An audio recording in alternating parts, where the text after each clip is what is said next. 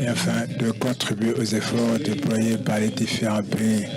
Et je voudrais mettre l'accent sur ce fait. C'est une activité qui est menée par les pays et nous espérons que vous trouverez un travail utile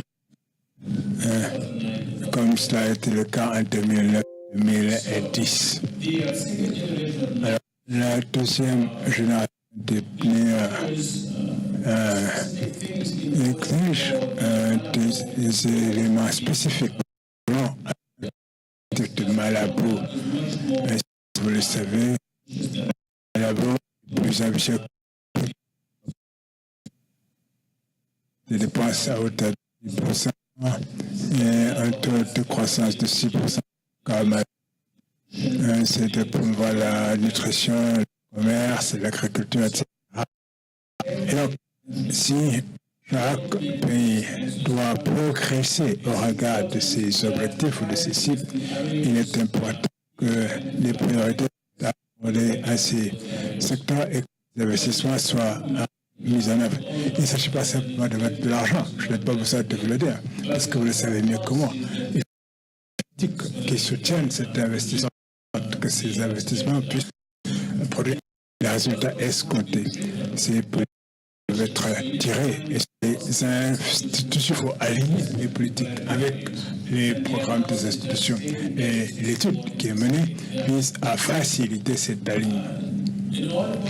Alors, pour atteindre cet objectif, il faut traduire les cibles en indicateurs et définir des outils et méthodologies qui permettent à chaque pays, à chaque prioritaire de quantifier ces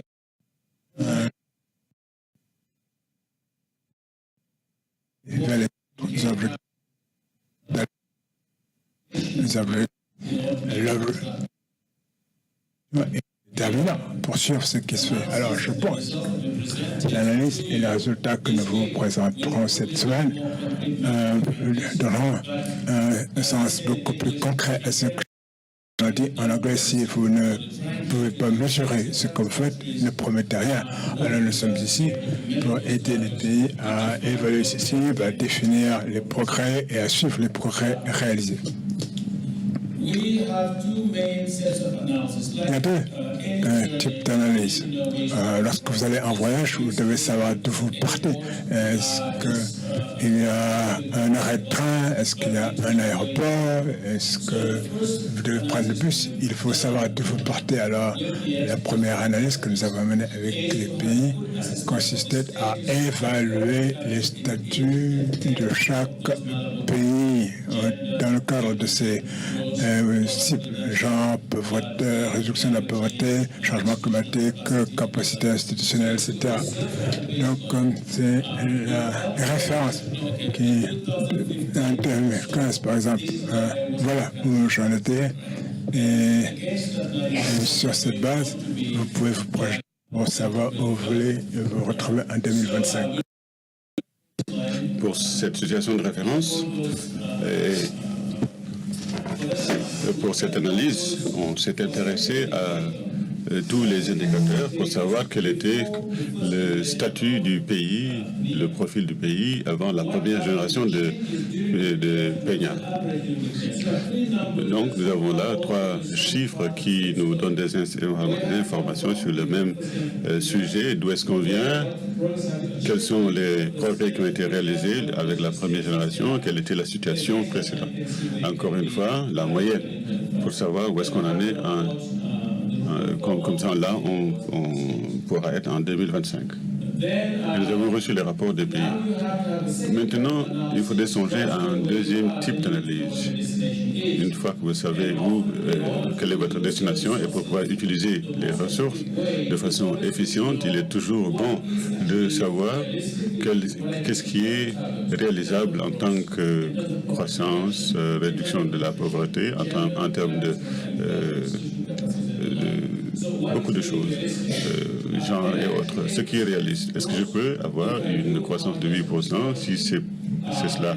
Comment on va réduire la pauvreté? Est-ce que je peux faire 6%, 10%? Quelles sont les ressources nécessaires pour cela également?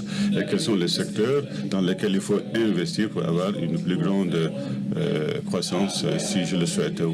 Où est-ce que je suis compétitif en termes d'échanges, en termes des changements climatiques? Quelles sont les menaces également? Tout cela, c'est important et l'analyse s'intéresse à cela et donc offre des paramètres, des indicateurs pour que les pays puissent faire ce travail. Ce qu'il faut surtout retenir, c'est quels sont les objectifs qu'on peut réalistiquement réaliser d'ici 2025. Et si l'on veut être à tel niveau en 2025, en 2020 ou 2022, où est-ce qu'on devrait être comme ça? On saura si on est sur le bon chemin ou pas. Les indicateurs qu'on utilise pour aider à renseigner l'analyse et puis pour aider les pays à avoir un payant qui est complet, qui s'intéresse à chaque indicateur. Le cadre de résultats de Malabo a deux catégories d'indicateurs. Comme on le comprend, il y a ce qui est général comme indicateur général, la croissance, la pauvreté, la faim, les dépenses publiques. Ça, c'est vraiment quelque chose de global. Ensuite, il y a les indicateurs thématiques, nutrition, genre, commerce, etc. On a séparé ces deux parce que du point de vue analytique, la façon dont on aborde ces économies au niveau des pays est différente de la façon dont on gère les indicateurs thématiques. Le premier groupe d'indicateurs, ce sont des indicateurs généraux, globaux, pauvreté, comme j'ai déjà dit, croissance, pauvreté, faim, croissance, dépenses publiques, et cadre institutionnel et réglementaire. Et tout cela est défini et il y a des chiffres, des indicateurs qui sont calculés pour chaque pays, cadre des rapports de profil pays, mais également rapports de simulation pour le long terme. Alors, les indicateurs thématiques, il y a la chaîne de valeur, le développement, croissance inclusive, commerce, nutrition, genre, agriculture, résilience, responsabilité mutuelle. Et donc là, nous avons ces différents éléments au niveau de Malabo et nous sommes intéressés à chaque indicateur, aux outils pour évaluer ces indicateurs, la méthodologie pour comprendre et analyser la trajectoire des différents pays. Et ça peut être un peu ennuyant ou ennuyeux, mais pour que vous compreniez ce qui va se passer, je vais faire ce travail et vous présenter mes excuses par avance. Alors, le profil de situation qui est le premier rapport, le deuxième rapport, c'est le rapport objectif et sur les jalons. Pour le profil pays, c'est pour nous dire où se trouve le pays au jour d'aujourd'hui avant que le pays ne s'engage dans les PNIA, deuxième génération. Donc, le travail qui est fait, c'est collecter toutes les données nécessaires dont je viens de parler, et puis calculer les indicateurs en utilisant des formules, des méthodologies que l'on connaît au niveau international et qui sont acceptables. Et vous verrez le rapport qui sera produit avec des graphiques, des cartes, du texte. C'est comme une photo de la situation. Et le rapport suivant s'intéresse aux jalons et aux objectifs.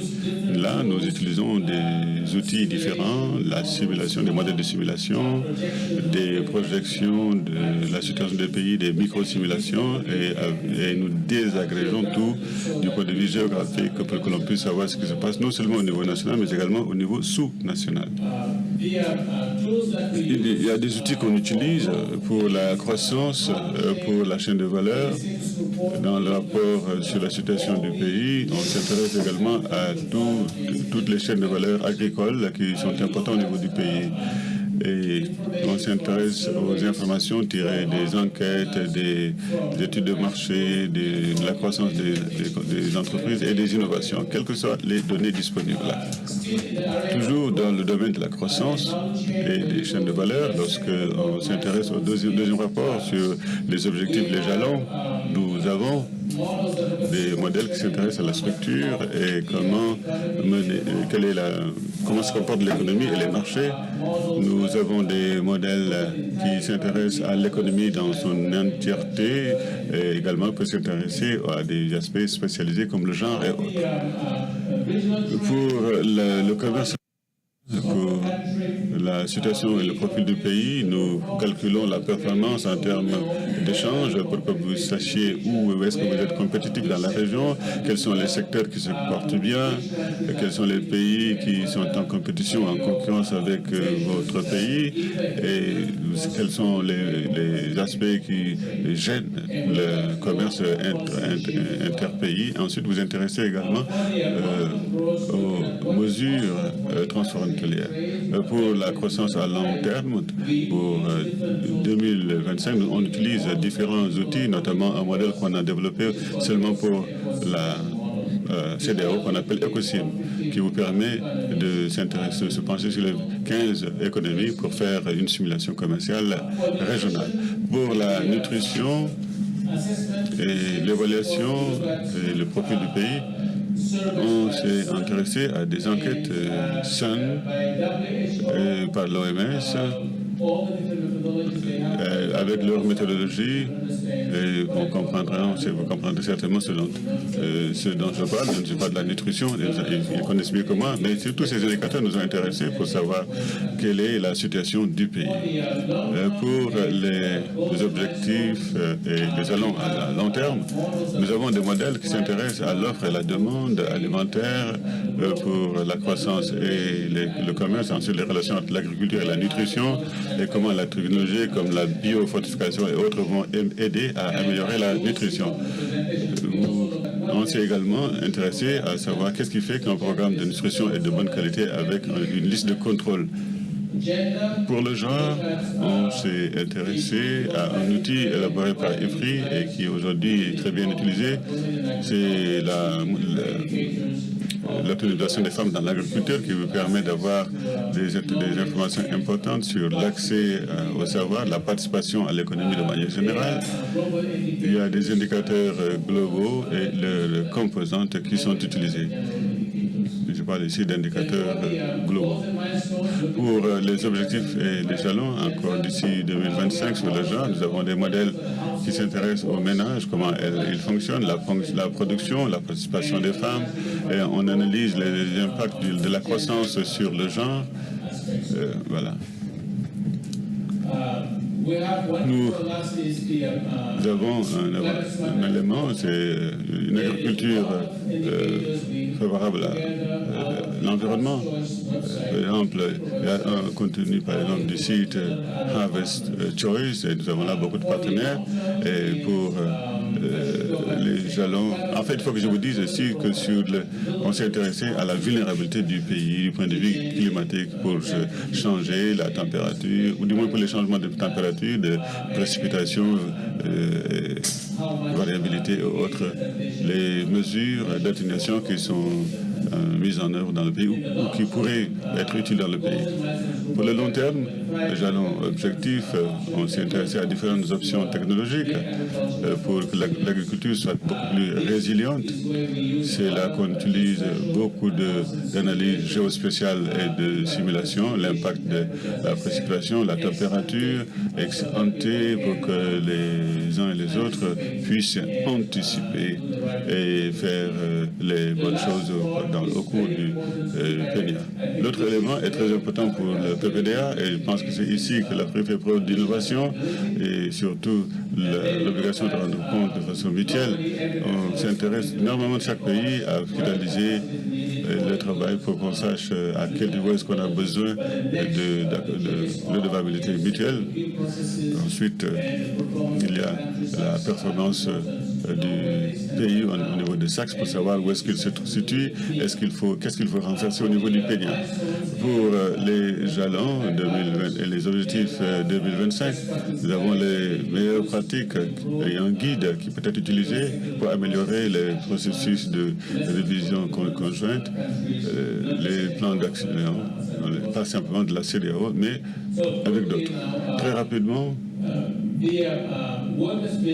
le travail qui a été fait comprend les modalités de travail avec les différents pays. Et ici, on utilise des experts qui font partie du consortium de modélisation qu'on a développé, qu'on a mis en place il y a 5 ans de cela pour travailler non seulement avec la CEDEAO, mais également avec tous les autres pays qui sont dans les PNIA. Et on en a 17, ça sera 20 l'année prochaine. Nous avons donc les outils et l'expertise, le pilotage technique qui est également offert. Comment ça fonctionne? Nous avons ici, c'est un guide, c'est un outil qui est utilisé par tous les experts. On décrit les métriques, les questions, les outils pour les experts qui ont produit les résultats que vous allez voir ont utilisé ça comme guide. Ensuite, nous avons une boîte à outils où l'on s'intéresse aux paramètres, aux données, aux besoins de données, les différentes méthodologies et les différents éléments dont on a besoin dans le programme. Ensuite, nous avons 216 experts qui sont en Afrique avec lesquels nous travaillons. Il y a eu 55 jours d'échange de formation. Ensuite, nous avons une task force, un groupe de travail avec des experts internationaux qui sont en Afrique. La coordination également est un élément. Ici, nous avons les différents experts qui travaillent avec nous en Afrique dans les différents domaines, un total de 2016. Donc, la plupart sont impliqués dans ce qui se passe ici. Et les résultats que vous allez voir, c'est pourquoi je voulais dire que IFPRI et RESAC, c'est vraiment le travail de beaucoup d'experts. Nous produisons 3 rapports. Et ici, je vais vous montrer 2 dans ma présentation. Le premier, c'est le rapport sur l'évaluation du statut et le profil. Nous avons ici 4 composantes: l'introduction, les objectifs généraux, les cibles et les engagements qui doivent être réalisés et où se situe le pays. Ce sont des objectifs. Ensuite, les objectifs thématiques, il y a tout cela pour nous dire où se situe le pays. On va faire une présentation et vous verrez ce que ça veut dire. Mais cela donne une bonne photographie du pays, quelle est la situation avec tous ces indicateurs. Ensuite, il y a les objectifs et les jalons pour la croissance, pour la pauvreté, pour la transformation agricole d'ici 2025, les jalons pour la résilience et l'inclusion d'ici 2025. Encore une fois, ces résultats seront présentés entre les différents pays en comparant les résultats. À partir du 2e jour jusqu'au 4e jour, ils iront en profondeur pour chacun de ces résultats. Ici, c'est la situation qui prévaut. C'était en 2017, juillet. Nous avons fini tout ça pour le rapport évaluation et profil. Ça, c'est la situation de tous les pays. Aujourd'hui, on a fini avec la CEDEAO. À partir de ce groupe. Ensuite, tous les pays de la CEDEAO font partie du 2e rapport sur les objectifs. Pendant la semaine, vous allez voir des résultats qui vous donnent une photographie. Également, une analyse qui vous montre les résultats potentiels 2025 pour chacun de ces domaines cibles. L'équipe à IFPRI, la plupart sont ici. Et ici, c'est comment tout le travail va être appuyé. C'est bien structuré.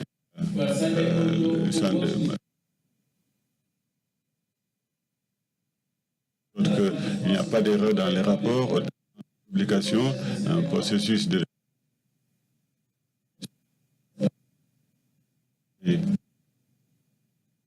également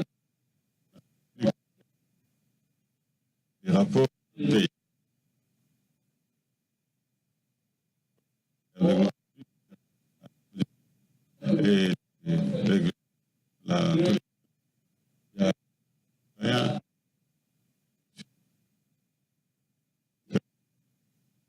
Et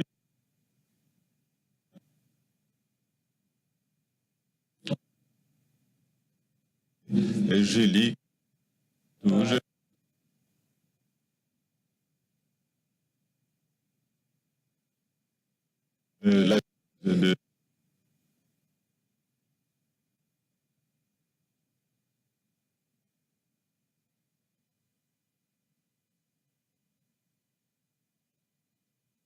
dans toute.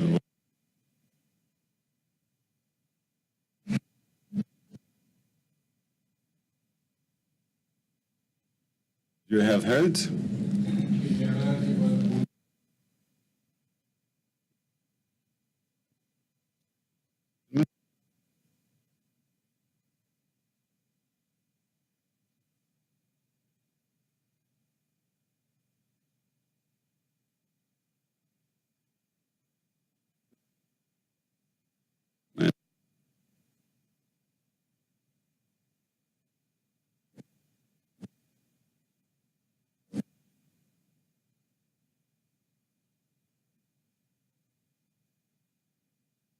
On my right, and my left. Okay, so.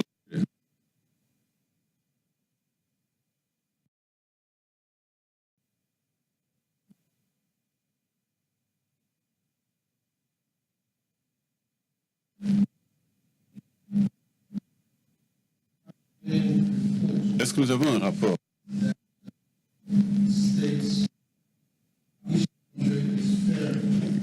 qui montre que tous les pays font face aux défis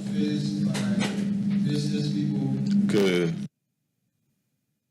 le commercial rencontre en matière d'échanges transfrontaliers parce que mon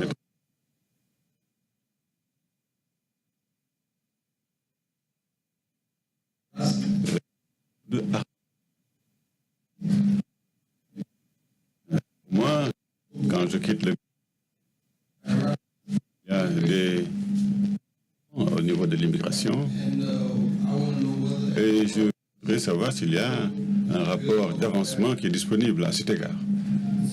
Deuxième